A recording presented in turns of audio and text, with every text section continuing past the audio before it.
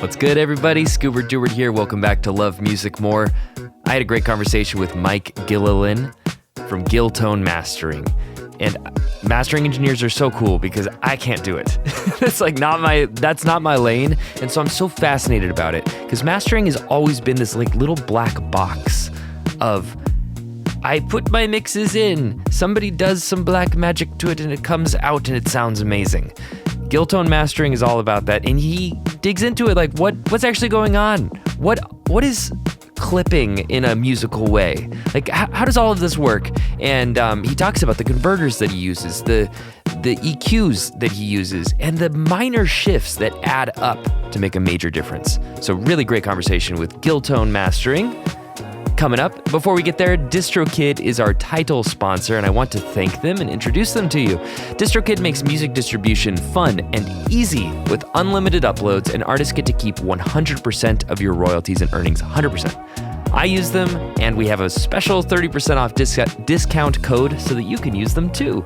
Go to distrokid.com/VIP/lovemusicmore. That's distrokid.com/VIP/lovemusicmore for 30% off. Support the pod, support your career, get 100% of your royalties and earnings. And 1 million plus artists, they rely on DistroKid to get their music onto Spotify, Apple Music, YouTube, TikTok, Tidal, Instagram, all the major streaming services. It's a great way. You're able to, pull your royalties out to your bank account right on the app, add your lyrics. It's a really great service, and I'd love to invite you to check that out. So without further ado, Mike Gillilan from Giltone Mastering.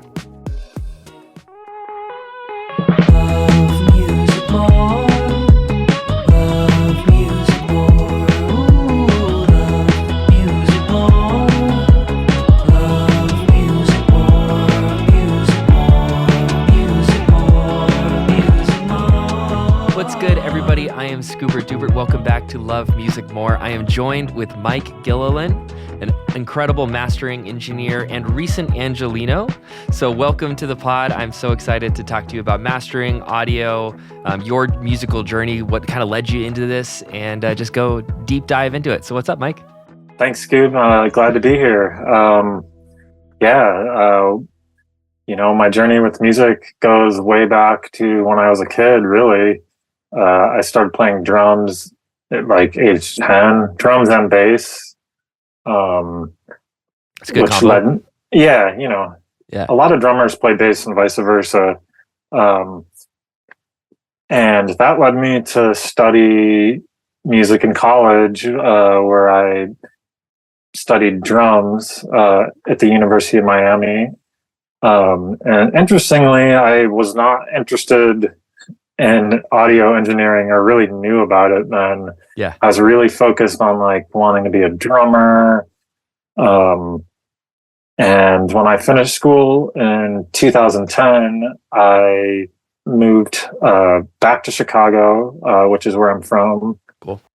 And kind of dove into the music scene there. Mm-hmm.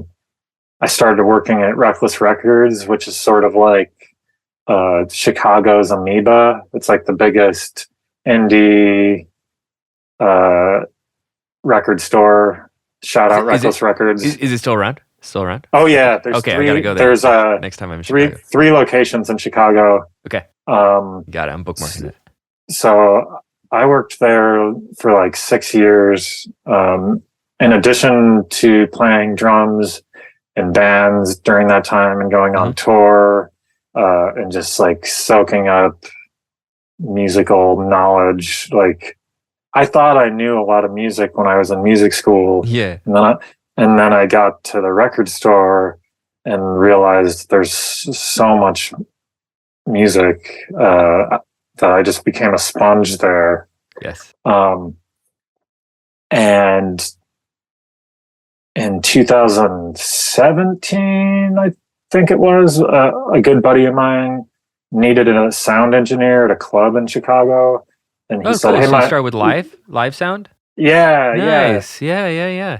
I had already been producing music a little for myself, nothing, just mostly me messing around. I put out a couple of tapes, but so I had some of the fundamentals of Mm-hmm. you know, audio engineering. I didn't just totally jump in blind, but also in a sense I did. Okay. Yeah. uh, so in 2017, yeah, I started working live sound at this great club called the Whistler in Chicago. Um, really good music. And that just taught me how to like, since I had already toured, I'd seen it from the other end as a drummer. And now I was the engineer, and it taught me how to interact with the musicians and be professional and learn how to work under pressure, kind of read the room, learn how to filter out what's not as important as to what is more important. And then I really wanted it to sound great, and I think people could see that or hear that rather, and it started to give me the confidence, like, hey, I can do mastering, like, because that's that's a big leap though. Like, how do you go from your engineering live sound to being like, I want to do what is considered by many the like black box of music, the rarefied air, this like other thing that's like, I send my mix over there and it comes back and it's better now. How did you make that leap? Well, I've always been interested in mastering. It's always fascinated me, like, working at the record store. It's like I would just hear albums and records for 10 hours, every day. Yes. Hearing different versions of the same record. Like, cool. Okay, now we're listening to the original LP. Okay, now this is the 90s remaster. Ooh, that's interesting. That's a cool, yeah. Okay, now here's the 2012 remaster. Here's the one from the 80s, whatever. Just like, I think I really, my buddy at work was like, Mike, you really like hone in on like the sounds a lot. So that was one thing, like working at the shop and just hearing music constantly, and being like, what makes like a record finished or sound great or not so great? And another thing that sort of started me on my mastering journey was my sort of, I would say, obsession with compression. Yes. I've got some big news, everybody. My vinyl record is out. We didn't make a ton of these, so these guys are going to sell out, and I would love for you to get your hands on one of them because they're so dope. They're so dope. And it comes with a whole bunch of like liner notes and pictures and special stuff, the things that really went into making this record. And I want you to get your hands on it. So go to scoobertdubert.pizza or check out my Instagram for a link, or click the link in the show notes or the bio or wherever you're watching this to pick up your copy. They're going to sell out. We really did not make very many of these, and I want you to have it. It's like a collector's item. So thank you for supporting my music, and I can't wait for you to hear it actually on physical vinyl. Enjoy the rest of the episode. And that probably started in 2013. Cool. Because I was just making music in Logic, and like I started to get curious, like, what is this tool? I'm putting it on, but I don't know what it's doing. So for somebody that's listening and they're relatively, outside of the music making process, how would you describe, obviously this is kind of a difficult thing to describe, but true. Compression, just as in terms of like, what did you think it was? How's your conceptualization of it evolved? Like, what is its purpose? Why do people talk about it so much? Why is it so important?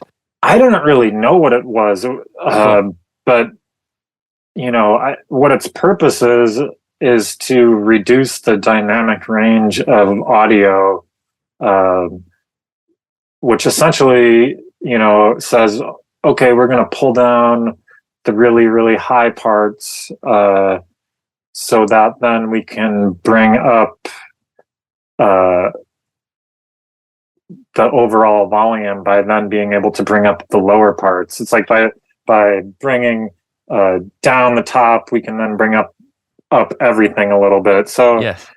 for the music to translate to like a record or whatever the medium is, it's like a tool for, taking audio and just helping it to fit within the confines of the media. So it's like, it took me probably 3 or 4 years before I could really, really hear it. And I thought about it a lot, like yes. trying to hear it, study it, use it. And it's like first and foremost, it's a tool. It's not like a magic box or anything like that. It's a tool that you can use, and it's also a tool that you can really easily mess up the music with if you don't know how to use it. Yes. Or if you can't hear what it's doing. I have done that. I think everybody has.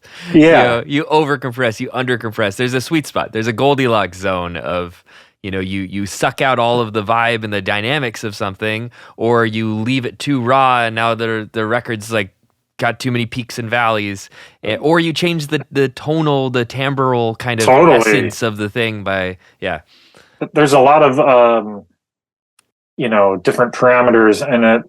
The main being the threshold, which is like, the peak level that you set that says, hey, if anything goes over this, the compressor is going to pull it down. And then the ratio is basically how hard it's going to pull it down, like how much of that information it's going to push down, like a lower. I tend to use lower ratios, especially in mastering.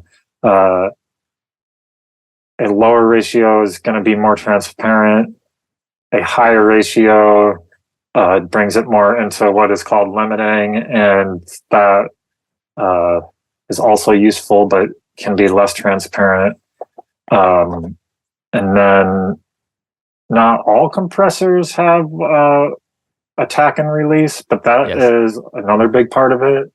And I think that part really excited me because I realized, you can use that to the advantage of the music. Like, I'm a drummer, so it's important to me that music feels good, has a great groove. And I learned that. So basically, for those who don't know, the attack is how quickly the compressor clamps down on the signal after it passes over the threshold. And then the release is, how long it takes for it to go back to normal, being uncompressed.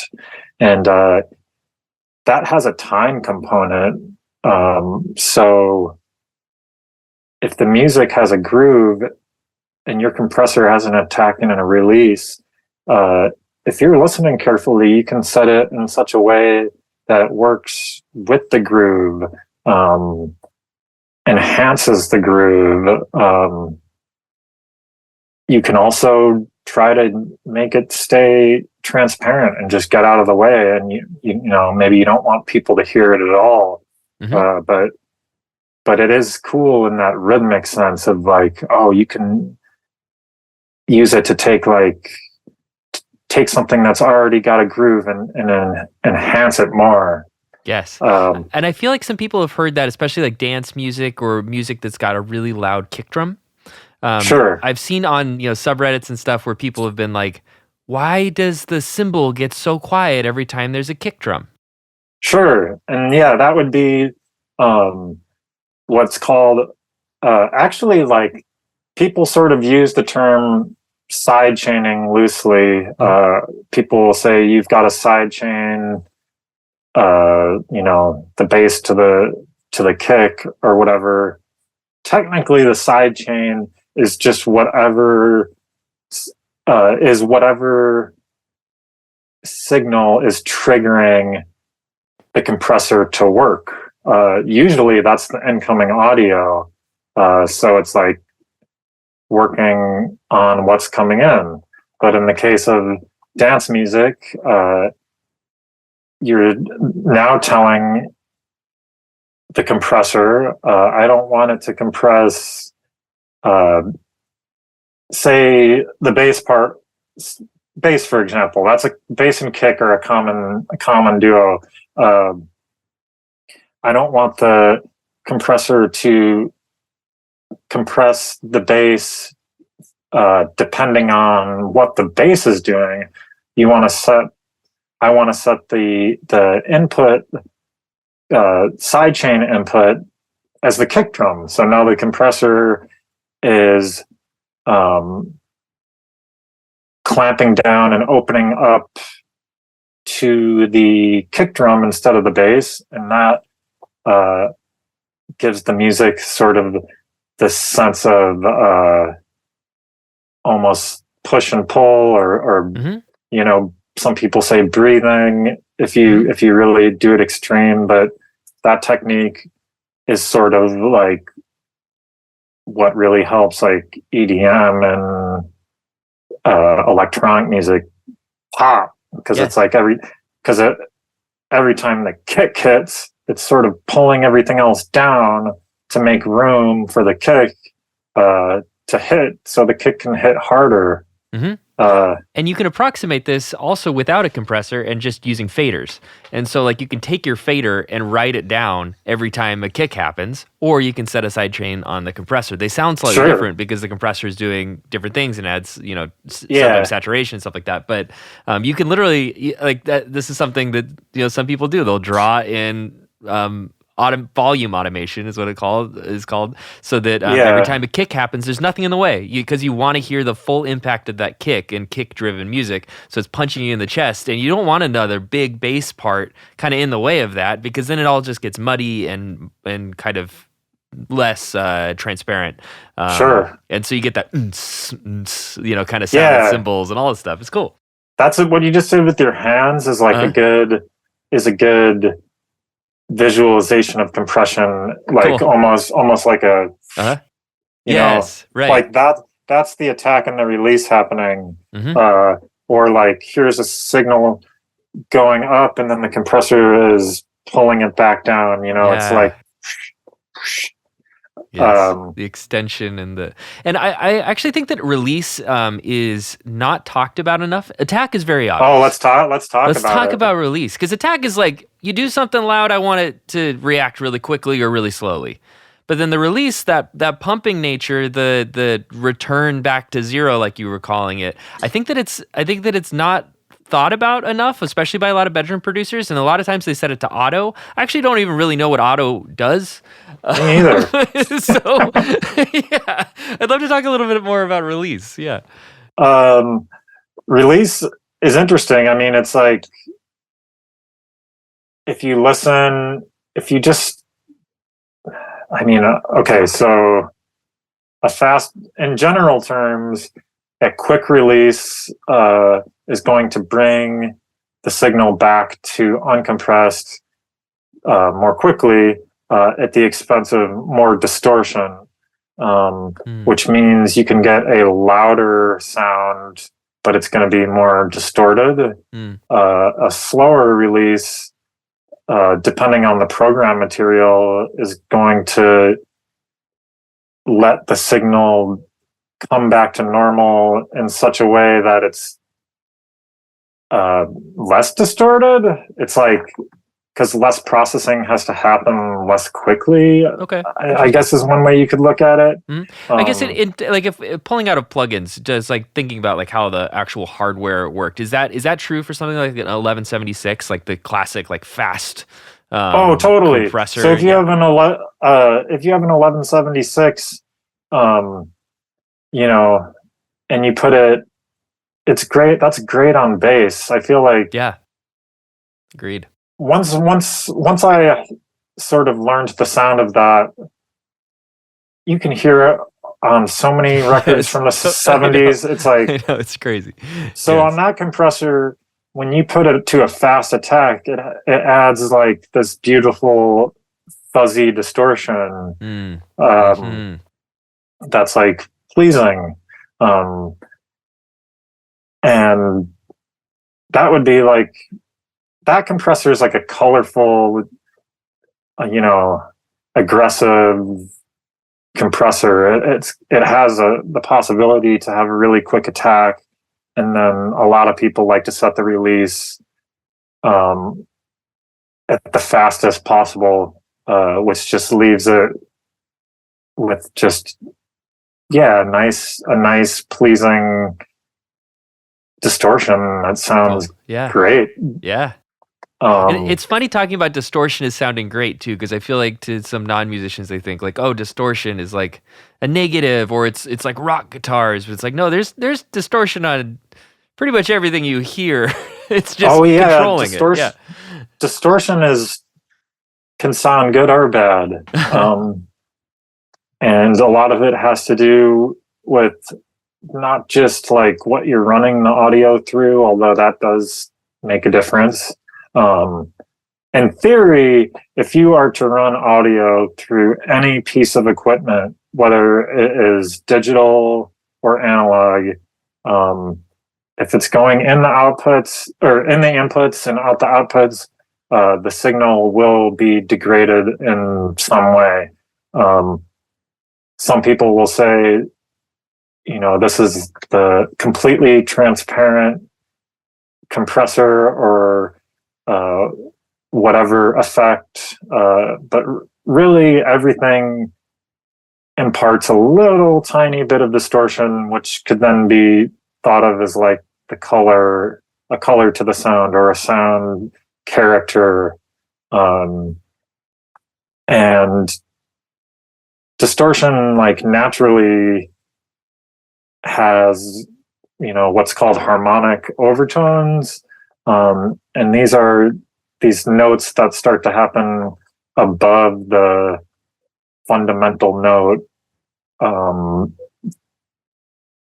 of the source. So when you have what's called second and third order harmonics, that's like a natural, you can hear that out in nature. That's like it happens naturally, and it accentuates the sound and makes it sound pleasing and warmer. And then there's distortion that might hurt your ears because it's doesn't have those same overtones, or it adds a lot of harshness in the mid-range. My ears are really sensitive to that, and that's a lot of what I listen for in mastering is the mid-range, and I feel like that's where human ears are most sensitive to distortion. Like if there's like a not still good sounding distortion in the mid-range, like that's the kind of thing that's going to make your ears start ringing at a concert. Right. At least for me. No, I get it.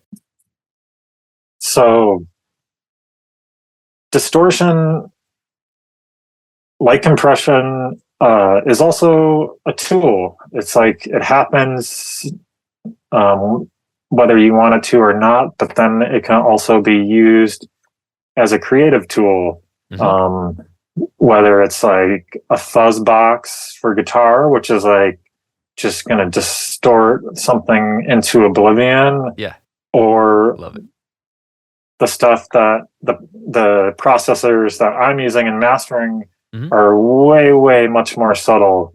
It's not making stuff sound blown out. It's just enhancing things, making it sound a little warmer, which helps it translate better to say a phone speaker or Good point. whatever you're listening on. Yeah, that's a really, I think that's a good segue to talk a little bit about kind of your process and some of the goals that you go into mastering trying to achieve, because I think that's a really interesting, modern ever moving target is what are people listening to the song on, and like how do we optimize to make it sound good on that, but also still on hi-fi headphones and speaker systems and stuff like Yeah. that. Just curious about the goals that you set out, and then kind of the process that you try and work through to be able to hit those goals. My goal is to help the music, shine, Yeah. sound as good as it can. I know that that's relative, but It's the best kind of goal. The best kind of goals it's, are relative. It's you don't want to just be a hammer looking for a nail. um, people's music is going to be listened to on all different sorts of speakers. So I want to make sure that it sounds great on all of those.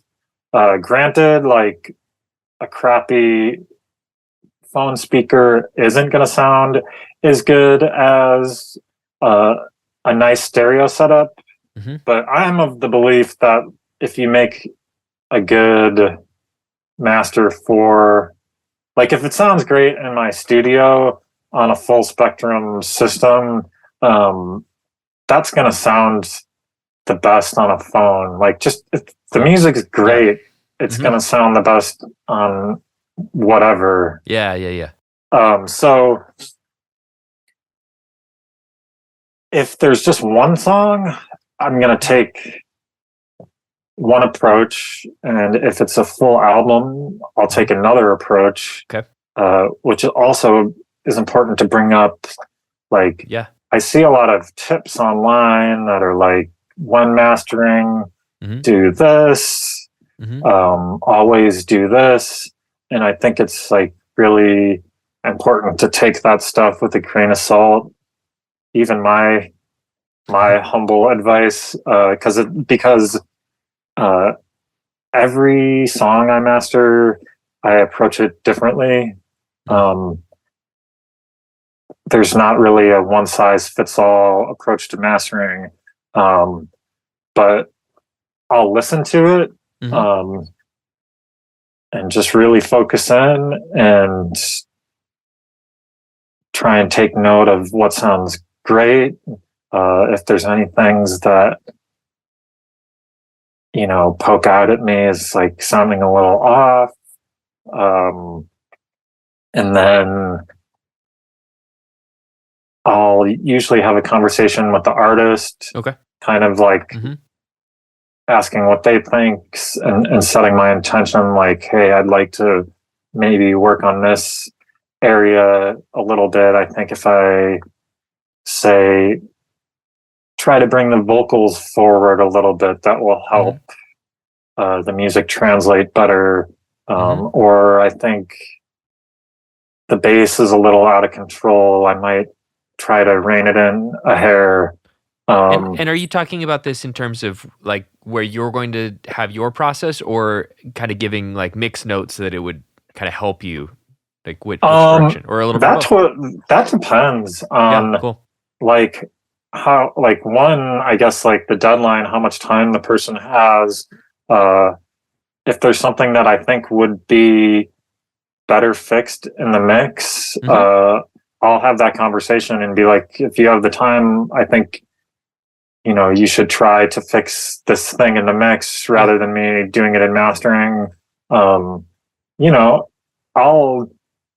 master anything. I'm not gonna say, I'm sorry, I can't master this for you. It's like clipping or I'd rather it not be, but it's like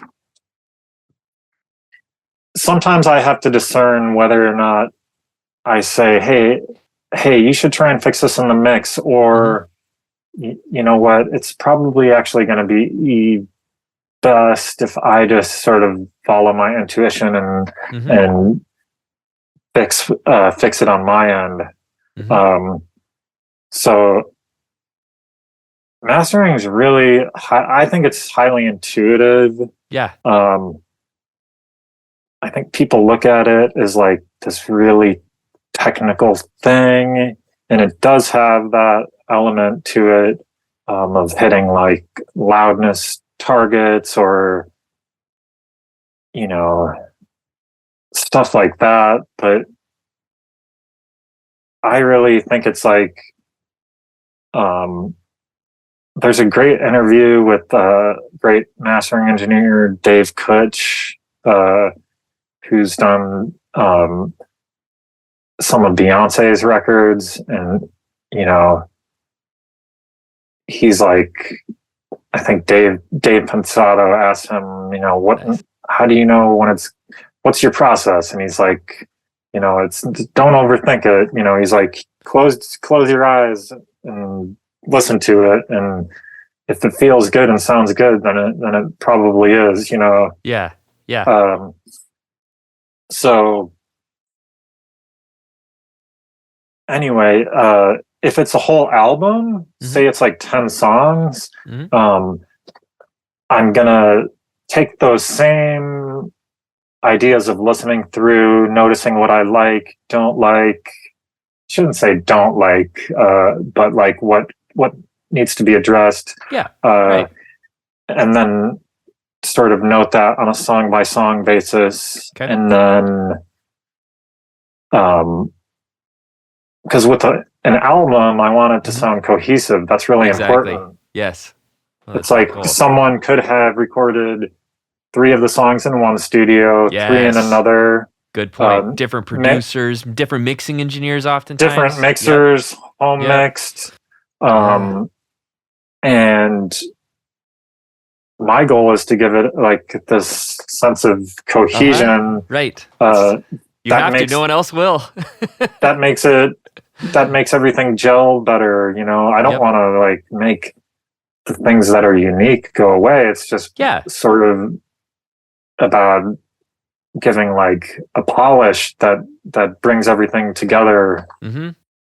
I mean, I've been in that position as a mixer. Is like I'll mix 2 or 3 of the 10 song record and just pray that the mastering engineer knows what they're doing. Because it's like, please, I don't want mine to sound totally different than everyone else's, or like the low end feels completely different in the middle of the record or something like that. It's a little stressful from the mixing engineer. Yeah. Sometimes I'll start just with gain. Like, I feel like that's such an underrated tool, maybe the most important. Just turning up the volume or turning it down. Right. It's like, if you're delivered 10 mixes for 10 songs from 3 different mixers, like just from my personal musical taste, I'm gonna go through and maybe turn some of them up or down a hair before I even add EQ or compression. Totally makes sense. Just so, you know, it's like the vocals sort of sound similar from, you know, they're not like, just sort of bringing things, making little adjustments so it sounds like everything's just more cohesive volume wise. I think that's a great starting point. I agree. And I mean, I feel the same way with mixing, where it's like, before you do all the fancy stuff, it's just like, make sure your gain staging, as in like, this is going into this, is not all screwed up. Make sure that there isn't something that's blowing everybody else out. Make sure there isn't some rumble or weird thing in a place that is not intended to be. You know, just set the table for yourself before you start, you know, cooking or whatever. Make sure that, do the easy stuff. Like, do the simple foundational stuff before you end up like having to use a tool to solve a problem you could have solved at the very beginning of the stream, kind of thing. It's definitely a less is more. I think less is more is important with mastering. When I started, I was probably doing more, and I think that I'd like to think that I have like a producer's ear. I mean, I make music, and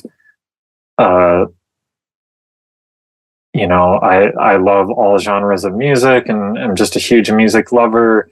And I'd like to think that some people maybe hired me with that in mind, knowing like he might add a little bit of that producer ear to it. Yeah, totally. Instead of just doing a really clinical mastering approach. Right. Now I'm more landing somewhere in the middle. Like I'll take a liberty if I think that I need to, but I don't want to change the sound too much. Yeah. So, okay, I listen through, take note of the things that I think need tweaking, and then I'll usually then pick, if it's a group of songs, the first song to start on. Maybe that's like the single, and sort of use that as a reference volume for the other tracks.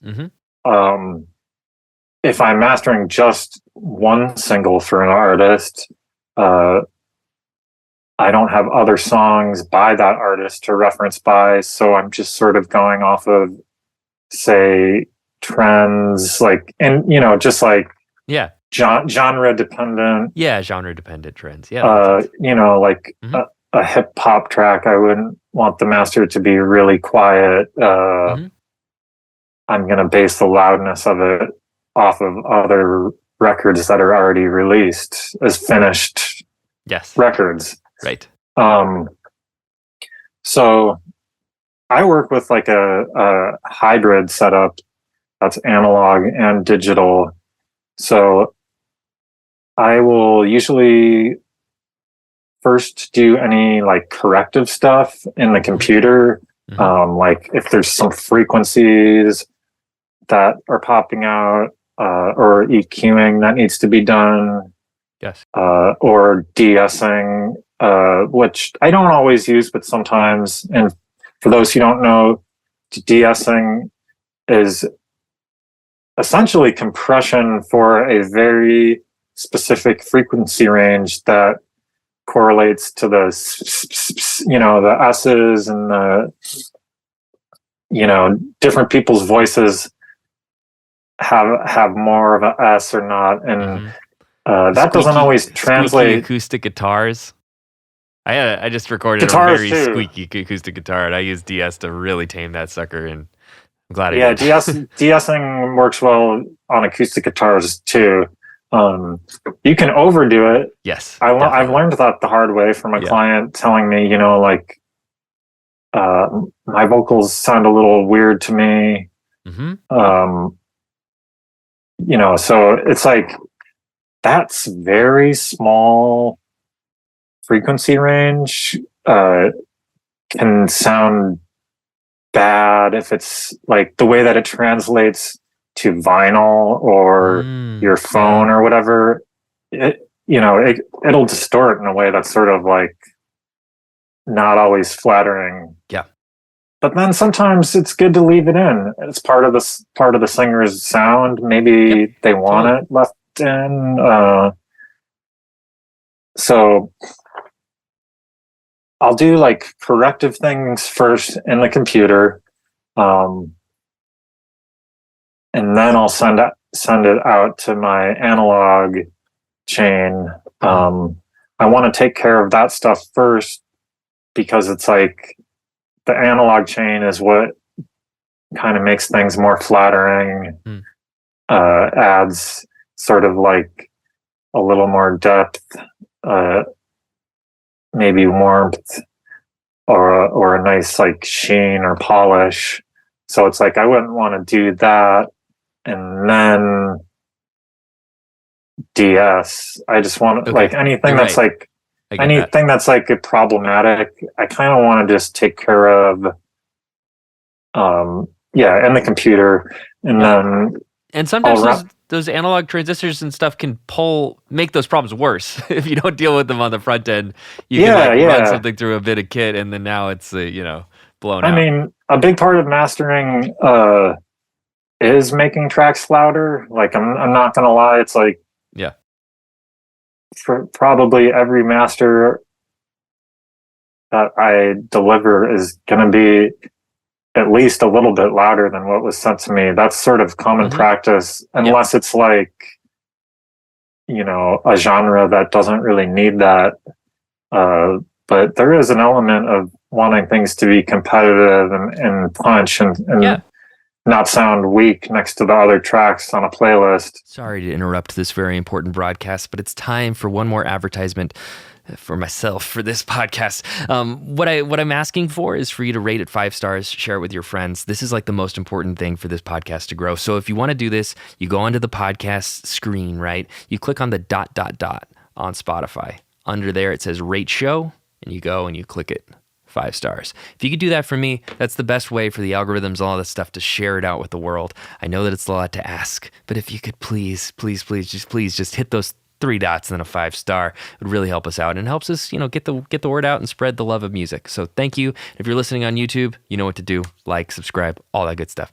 Thank you so much. And here's the rest of the episode. Let's see, what were we just talking about right before that? So we were talking about you fix the stuff in the computer, de-essing and okay, yeah. Then you hit go for analog. So if you say you have something like a weird frequency or something that needs to be de-essed, if you make it loud, if you don't address that and then make the track louder, then you're just going to make that louder. Right. So it's like an artist might not hear that stuff, and if I don't treat it or adjust it to taste, I might give them, if they want a loud master, they're gonna hear that particular micro thing that maybe someone might not notice, but maybe it drives them nuts. That thing is going to get made louder. So it's like, I want to take care of that before I add the flattering stuff in analog, which is like light saturation, compression, EQ, limiting, sometimes clipping. I'd be curious to dig deeper into clipping, but we can. We can get there. Yeah. I mean, for those who don't know, clipping is clipping is essentially just distorting something. I believe, if distortion is a range, a spectrum. So saturation, soft saturation would be considered light distortion, and clipping could be seen as more of hitting the more heavy distortion, although there's soft clipping too, so I shouldn't say if something's clipped it's gonna sound nasty, but I feel like that's maybe just how most people would perceive clipping, or think of clipping as that kind of square wave looking thing, just in their day to day. So if someone sends me a mix that already has clipping, that means that there's I'm talking about digital clipping, hitting the digital ceiling of 0 dB full scale, of you're at the top of the DAW, the DAW. So kind of like how I said, if there's a imperfection or something annoying, clipping could fall under that. It's if there's clipping in the mix, that means I'm just going to amplify that. I won't have I won't have room to sort of bring the level up without also amplifying this less pleasing sounding thing. And mastering, clipping tends to more refer to if you're using, you can do it analog or digital, but the practice was more started in analog, coming back into digital, of clipping your analog to digital converters. Interesting. It's a converter thing. I didn't know that. Yeah, or at least it's some of its inception. I didn't know that. Yeah, To be honest, Mm-hmm. I don't know. I'm sure that word was probably used pre-digital, but in mastering and today, I think that's what a lot of people think of. And there's a lot of like plugins now that are sort of emulating that practice. Mm-hmm. Now, what's important to understand is that not all converters are created equal. Totally. And they are expensive when you get up there. The converters are like a exponential growth chart. They do get expensive. And mastering, clipping would be like, I'm going to hit the converters on my capture. So it's like if I have the song in my computer, I'm going to send it out to analog and then recapture it back in to digital. And that's my master, more or less. So the clipping would be hitting the ceiling of the analog to digital converter on the capture. And it's a genre dependent thing. Okay. Interesting. And it's also, like I said, I have the converters that I use can handle it well, so I can use it more liberally without having there be like adverse effects. But most converters, if you hit the ceiling, it can sound kind of nasty. You start to get some, not so nice sounding sounds. But really, it's a tool. Right. It's a tool to get loudness, to more transparently shave off peaks, and add a little bit of soft saturation. That just helps give a louder, punchier master. I think. Do you think this is? Oh, sorry. No. Go ahead. Do you think that this is part of the loudness wars in terms of like, was that part of what? I know that CDs were also a big part of it, and radio and stuff. But do you think the clipping A to D or going from analog back to digital was a key component of kicking off those wars?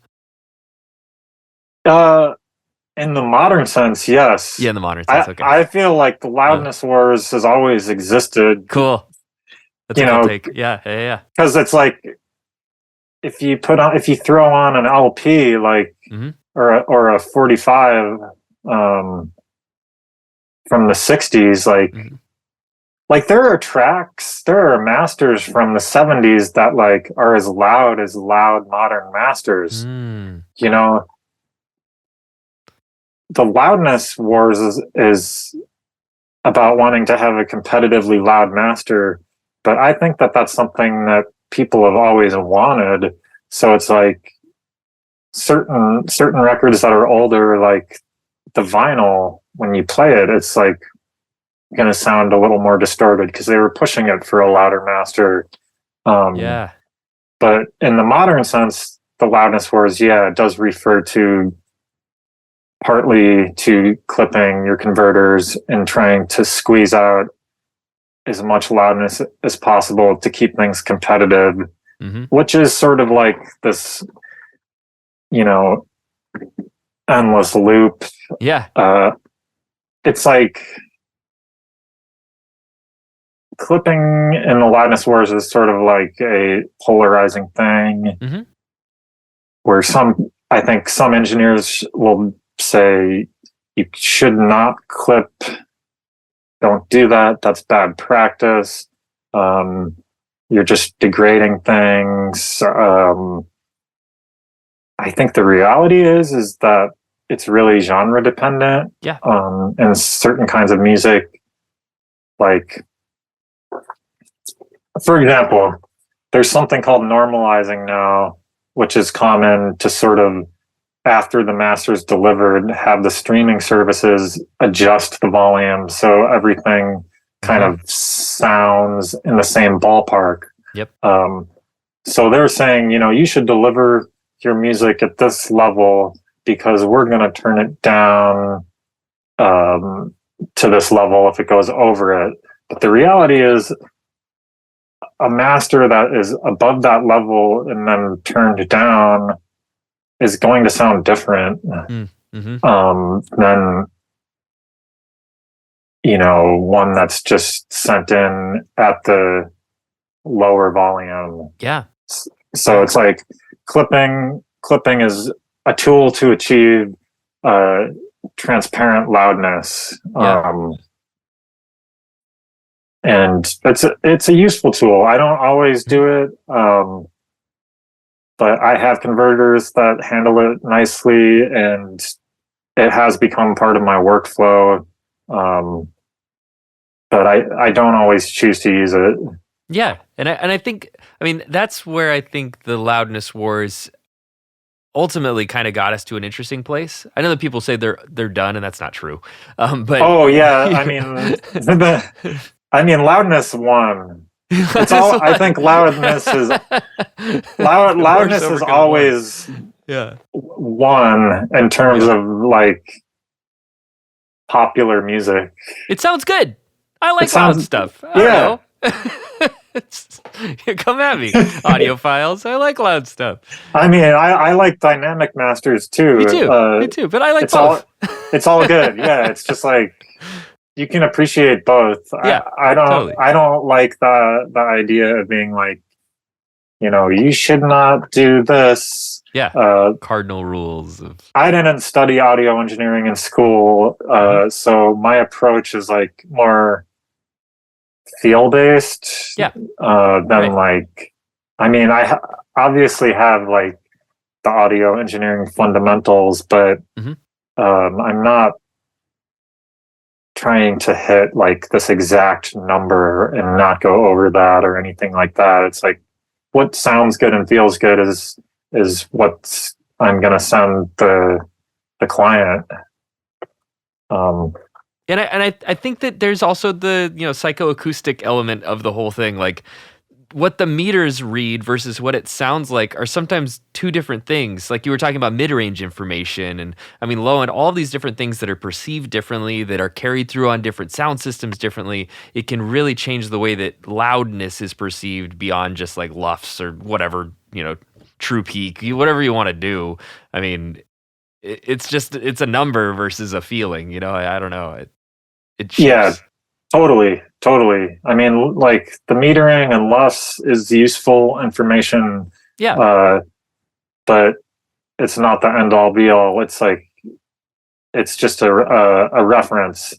Granted, certain genres tend to fall more in certain areas, but like, for a streaming service to say like, deliver your music at minus 14 LUFS is kind of a little ridiculous to me, because like that's just not, that might not sound right for the song. Yeah. And then they can turn it down if normalizing is turned on, and then it'll be turned down, but it'll still have the characteristic that was imparted by making a louder master. Maybe which has more distortion, which can come across as more excitement, and that sort of thing. So yeah, loudness is an interesting thing. It's like things don't have to be loud. That is true in theory. In theory, no one could clip and music could be quieter, and I don't know if that would necessarily be a better thing. There's advantages to it, I think, like archival reasons, ear fatigue, but like a good mastering engineer that like makes a loud master, it's not going to sound like, it shouldn't sound fatiguing. Like, I feel like the best mastering engineers like are going to be making something that, if they're trying to deliver a loud master, they're going to do it in a way that sounds really good. Like, Right. it's not like loud. It's not just about turning up the volume. Making something louder is a little harder and more complicated than just doing that. And the mastering engineer is there to tastefully make things louder in the best way possible. Because as you make things louder, you do get additional things like distortion and stuff like that. So it's just about doing things tastefully and like intentionally. I think like one thing I want to touch on too that is important with mastering is that it is like the mastering engineer is hearing the music for the first time. So I think it's really important to hand your music off to someone to have it mastered. Yes, I agree. Very much so. Because my listening environment is really, really accurate. I'm used to it. I know what music sounds like in it. It's very detailed. I can hear into the music things that other people might not hear. And if someone's been working on a song and for 6 months and they've been mixing it and remixing it, it's really easy to lose your perspective completely. Like, is this even good anymore? Like, I don't even know. It's part of the reason why I like to work fast is because I'd like to avoid that like you've listened to the demo 52 times and now it's time to make the reel, and now I'm going to listen to a rough mix 52 times and then I'm going to do a remix. You lose yourself in it. You have no more objectivity. You're just like, I don't know if it's good. I don't know if it sounds like crap. I try to listen to the track probably the least number of times because I don't, and if I feel that I'm starting to lose that sense of being objective, I'll take a break. But I'll hear someone's music in my studio for the first time and it's now easier for me objectively. I'm not emotionally connected to the person's music. I think that's important too. I agree. Like, totally, that's important. You need somebody down the chain that is able to look at it just like professionally. You know, I care about music greatly. I want it to sound great, but I'm not like in the band, or I'm not like, you know, with the artist. Like, so I mean, some artists come in, but it gives objectivity, even though there's still elements obviously that are subjective, such as taste and such. But my really detailed listening environment coupled with hearing something for the first time makes it, you know, being a room also that I'm really familiar with makes it obvious to me, like straight away when I put something on, like, oh, it sounds off, like something sounds kind of off in this frequency range. You know, it's just like intuitive. Like, I'll just write that down on my notes, you know. And it might not be a big tweak. Like, I try not to make big moves. Like, you know, half a dB is like a good practice, you know. If something needs to be cut or boosted, maybe less frequently 1 dB.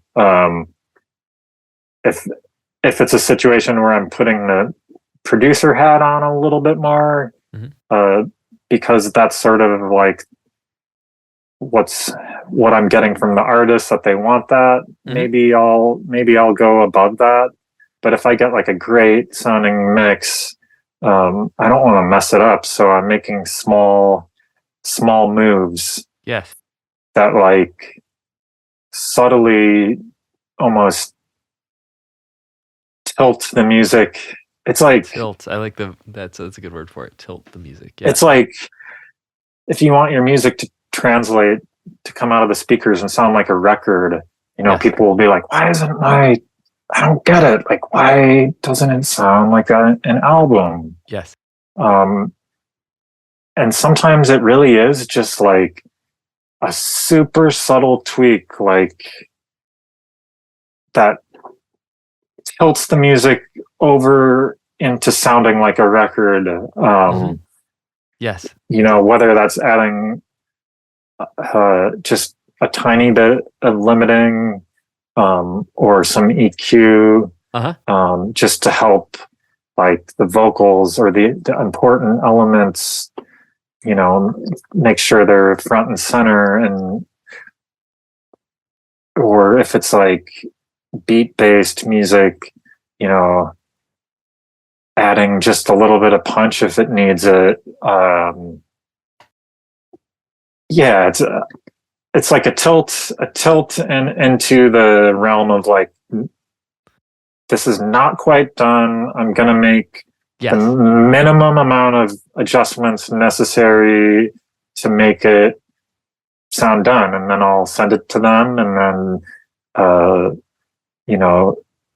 they might ask me to change some things. That's like common, if I'm lucky, they'll, say, hey, that sounds great. How do I pay you? Yeah, exactly. Exactly. And I don't have to go back, but it's common to go back and make some tweaks, do some revisions. That's common. And then cool. When it gets to a place that sounds done, it's, cool. That product will then translate to the streaming platforms like CDs, LPs, just better. Yes. And I think all of those just like tweaks and stuff help artists get that elusive sound of, it sounds like a record. It sounds like it deserves to be in the marketplace or up against my heroes. That was always the hardest thing, and I've closed that gap a little bit. But that's one of the hardest things is like a home producer or whatever is to get over there, and mastering engineers are invaluable. I mean, it's partly their expertise, but I think really a big part of it is like just having that more neutral, objective, like if you're a big artist, you're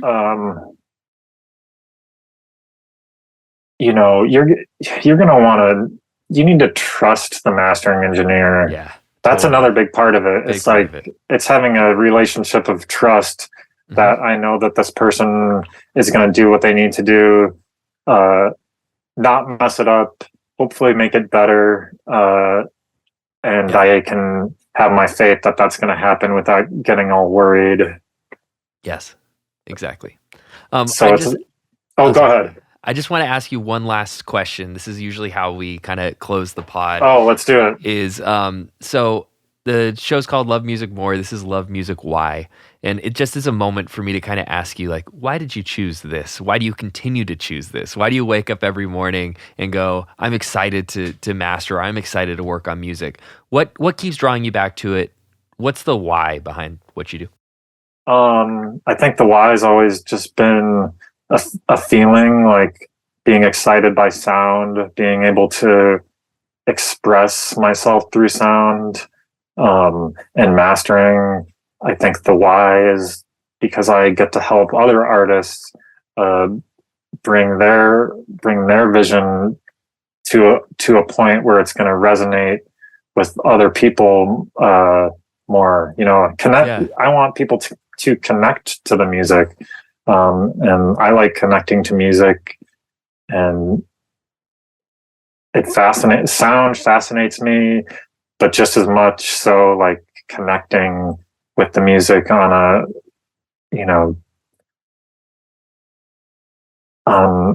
maybe a spiritual level even, is like, I love music and I want to help other people with their music because I love it and I want to share that.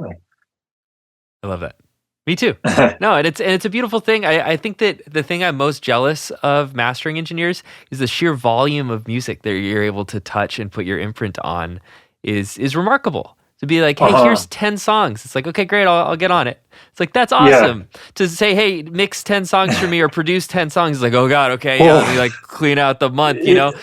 Yeah, that sounds scary to me. So, you know, it's really cool. And I do think that you get to share that love of music and make a bunch of things sound like you across a bunch of different genres. I think that's a really cool thing. And admirable. It's about the artist. It's not about me. Mm-hmm. I just want to help make sure that the artist is coming through and that, you know, people can feel what they're trying to convey. Yes. So I'm just like a piece in their process. I'll you know, bless the music. Yeah. And release it, but it's not my music. Mm-hmm. But so, you're part of it. You know, I think that's a unique blend, you know, and being able to take your taste and your intuition and add that to somebody else's product is like, I don't know, that's just a really cool thing to do and a cool thing for both sides. How can people reach out to you? How could they book you? What would be the best way? You can find me on Instagram at Giltone Mastering. You can book me just through direct message on there. Cool. My email is mike@giltonemastering.com. My website's giltonemastering.com. Anyone, if you're interested, just reach out and I'll get back to you and we'll start the conversation. Love it. Awesome. I hope they do. Anyway, great chatting with you. That was super, super fun. Have a great rest of your day. Thanks so much for having me, Scoob. Really appreciate it.